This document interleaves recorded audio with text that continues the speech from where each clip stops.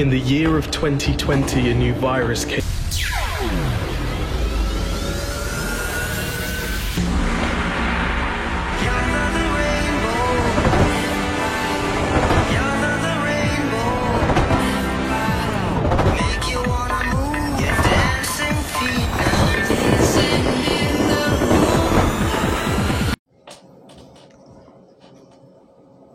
Shalom, salam sejahtera dalam kasih Tuhan Yesus Kristus. Bersama saya di channel Amin Shalom. Sampai ketemu kembali di tahun 2021. Tidak terasa ya, 1 tahun tidak bertemu di channel Amin Shalom, karena terakhir saya upload di konten di channel Amin Shalom itu pertengahan Desember 2020. Sekarang sudah tanggal 8 Januari 2021. Wah, tidak terasa ya, cukup lama kita melewati masa itu. Tetapi kita tahu bahwa tahun 2021 ada masa depan yang penuh harapan. Ada pengharapan yang dari Tuhan. Oleh karena itu, saudara kasih dalam Tuhan, mungkin kita sudah belajar dari pengalaman-pengalaman di mana 2020 kita ada banyak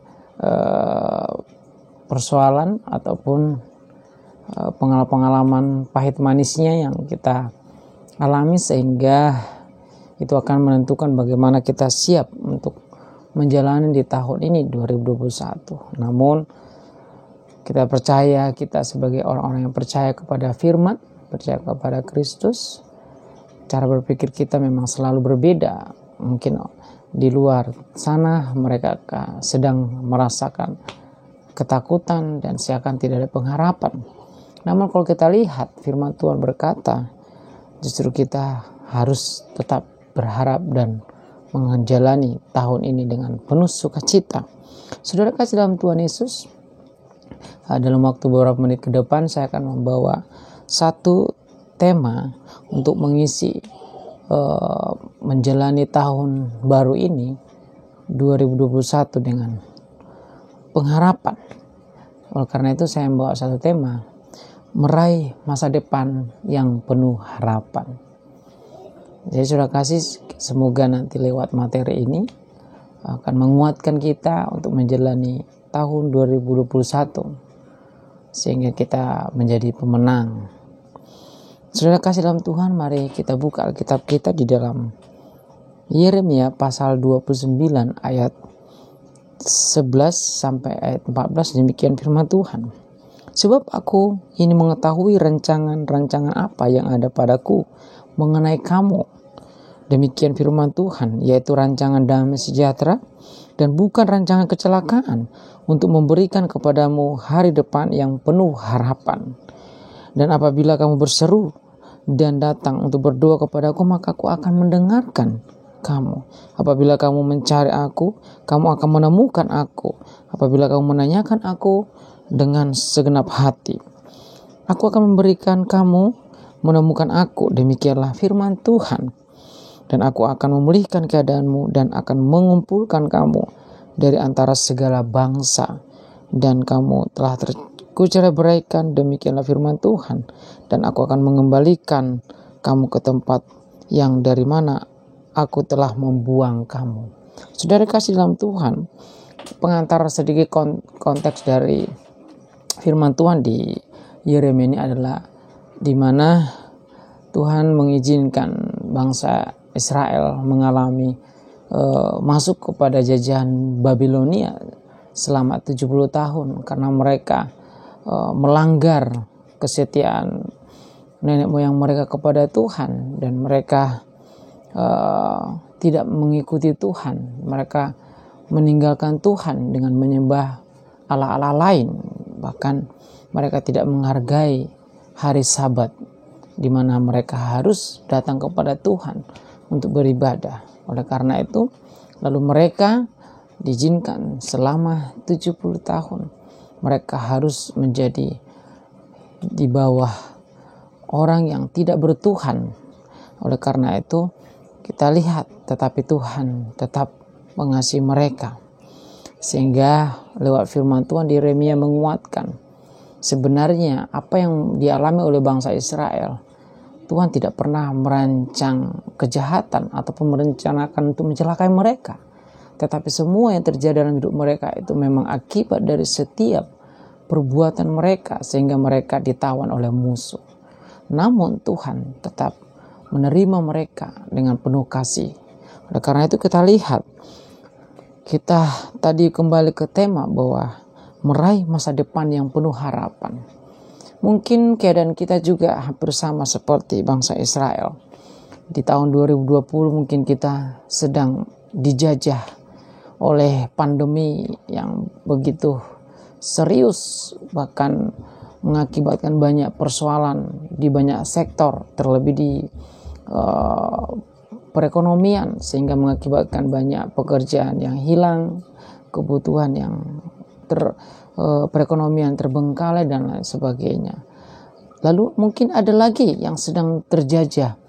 Kita rasa takut dan khawatir di tahun 2020 sehingga kita melihat apakah siap untuk masuk di tahun 2021. Nah, mungkin masa-masa terjajah di dalam masa itu kita membuat kita seakan-akan tidak ada masa depan, seakan-akan tidak ada pengharapan.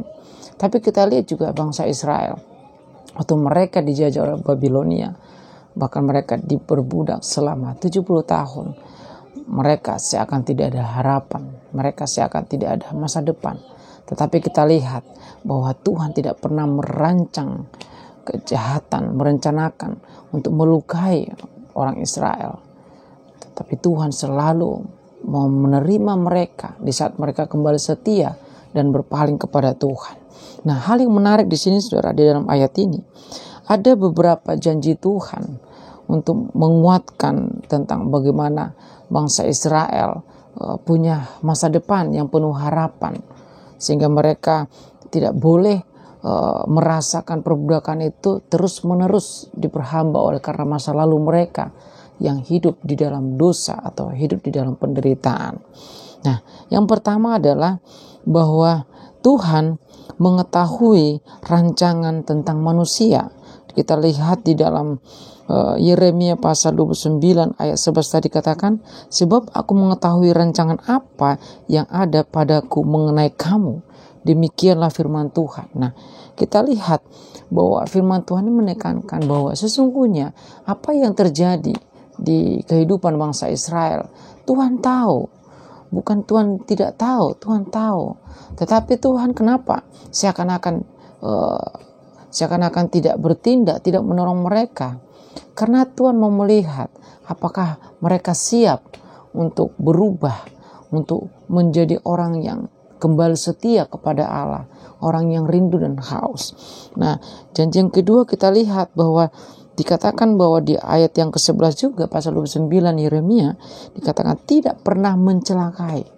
Jadi apapun yang terjadi dialami oleh bangsa Israel, masa lalu mereka yang diperbudak di Babilonia, itu tidak pernah Tuhan merancang kejahatan.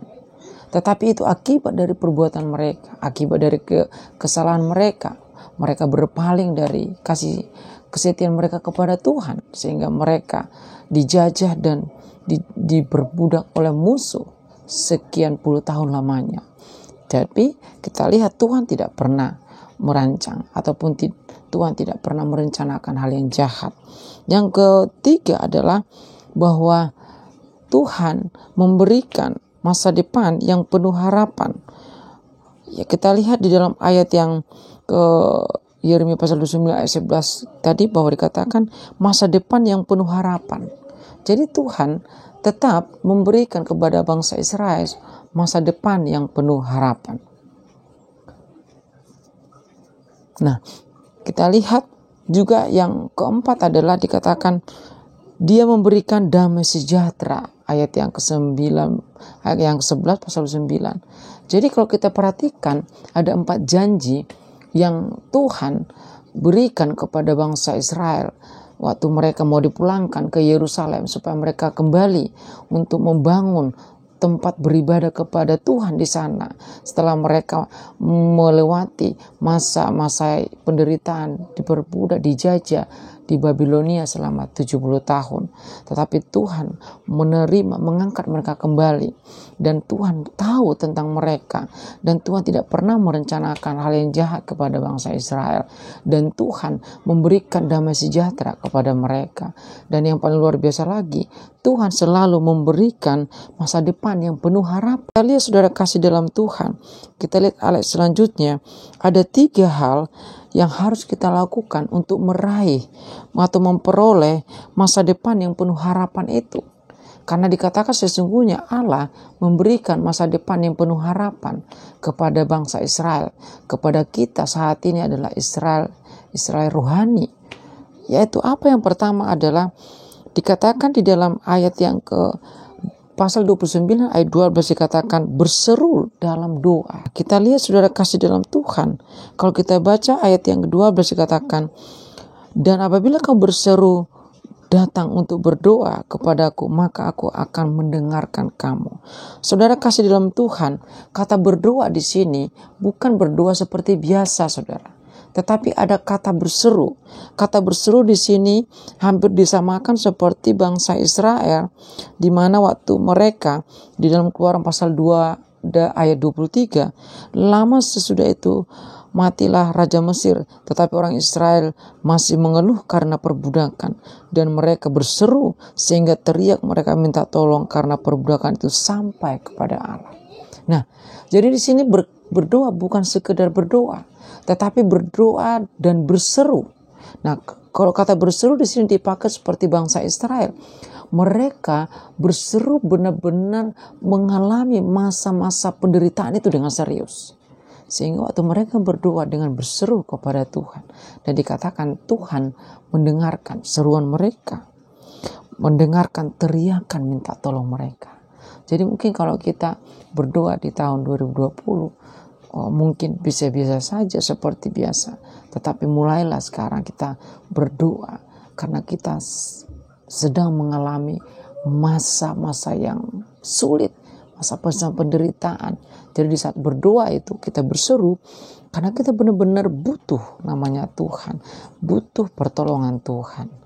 Dan dikatakan Tuhan mendengarkan teriakan mereka, saudara. Mungkin kalau kita berdoa ada baiknya kalau kita benar-benar meresapi dan merenungkan doa kita. Seperti bangsa Israel yang sedang diperbudak. Kalau tidak ada Tuhan, mereka tidak bisa keluar dari perbudakan itu. Kalau tidak karena Tuhan, mereka tidak bisa melihat masa depan, melihat harapan-harapan itu. Nah, oleh karena itu, saudara, yang pertama yang harus kita lakukan untuk meraih masa depan di tahun 2021, kita harus berdoa plus berseru kepada Tuhan. Dan kita harus berdoa itu benar-benar kita mengalami hanya pertolongan Tuhanlah yang membuat kita mampu menjalani tahun 2021 dengan penuh harapan, dengan penuh masa depan. Yang kedua adalah untuk meraih masa depan yang harus kita lakukan adalah dikatakan mencari Tuhan dengan segenap hati. Yeremia pasal 29 ayat 23 ayat 13 katakan, apabila kamu mencari aku, kamu akan menemukan aku apabila kamu menanyakan aku dengan segenap hati. Nah, kalau kita lihat ayat ini seakan-akan kita di tahun yang lalu mengalami masa sulit karena pandemi, seakan-akan kita tidak mencari Tuhan. Lihat, mencari Tuhan di sini dikatakan menunjukkan kesetiaan, saudara. Kesetiaan itu harus terlahir dari lubuk hati yang paling dalam. Seseorang di saat dia mencari orang yang dia sukai, orang yang dia inginkan, kalau dari dalam hati itu benar-benar dia mengalami secara pribadi. Sama seperti seseorang yang sedang jatuh cinta kepada seseorang, lalu dia berbeda hasilnya di saat dia hanya mengatakan itu dengan basa-basi atau dengan kata-kata manis saja. Itu berbeda dengan benar-benar dia menyukai seseorang itu karena dari hati yang rindu, Setiap malam dia mengingat, setiap malam dia ingin bertemu, lalu dia mengungkapkan, aku mencintaimu, aku mengasihimu, itu dari hati yang paling dalam. Nah, pengenalan mencari Tuhan, demikian harus yang kita lakukan. Jadi mencari Tuhan itu benar-benar itu dari dalam hati yang rindu dan haus kepada Tuhan.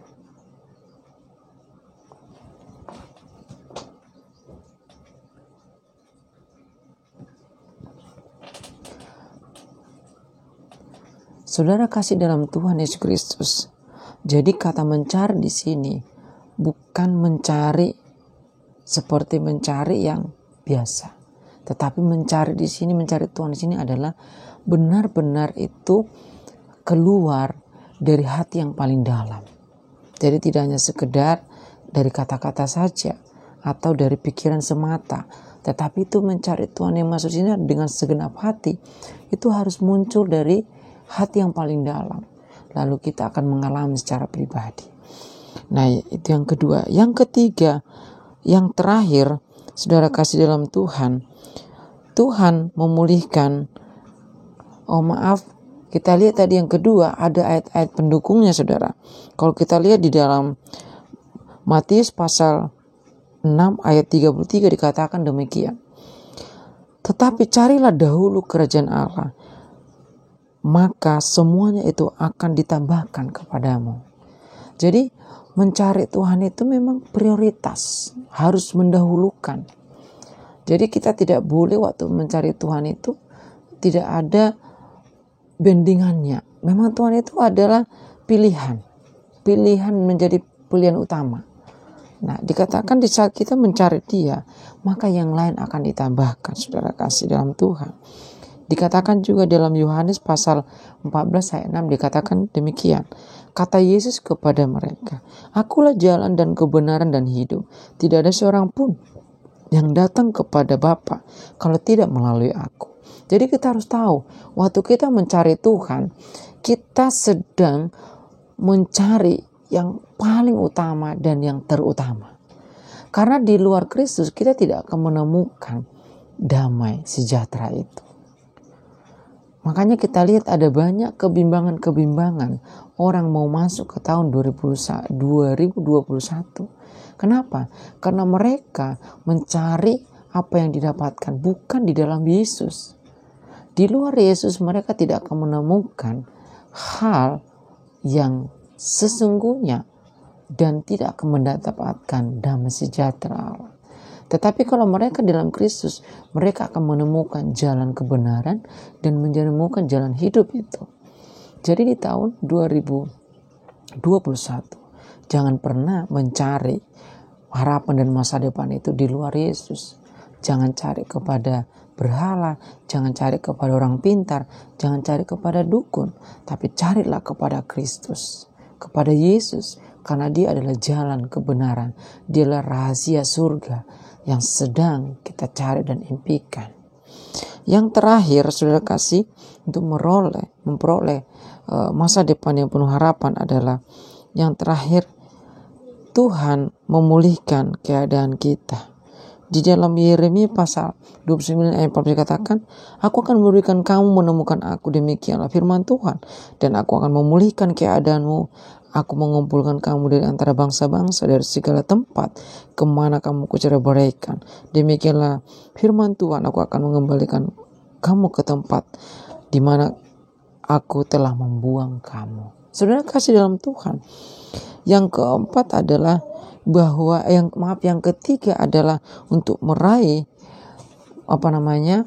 masa depan yang penuh harapan, maka kita akan mengalami namanya pemulihan. Dan ini inti daripada pemulihan di sini adalah karena di dalam Tuhan ada masa depan, ada harapan. Kita lihat dalam Amsal pasal 23 ayat 18 dikatakan, karena masa depan sungguh ada dan harapanmu tidak akan hilang. Jadi yang terakhir yang kita dapatkan untuk memperoleh masa depan itu adalah kita akan dipulihkan. Di saat kita dipulihkan, maka kita akan mendapatkan namanya pengharapan itu, masa depan itu. Demikian bangsa Israel. Di saat mereka mengalami pemulihan, maka mereka akan kembali kepada persatuan dan persekutuan yang benar di dalam Kristus, di mana mereka kembali membangun bait Allah di Yerusalem, di mana mereka yang dulunya sudah tercerai-berai karena mereka meninggalkan Kristus. Nah, pemulihan di sini adalah merupakan hal yang utama. Di saat kita melihat masa depan yang penuh harapan, kita harus sadar, kita harus mengetahui bahwa kita sudah dipulihkan. Dipulihkan hubungan kita bersama dengan Kristus, dipulihkan hubungan kita bersama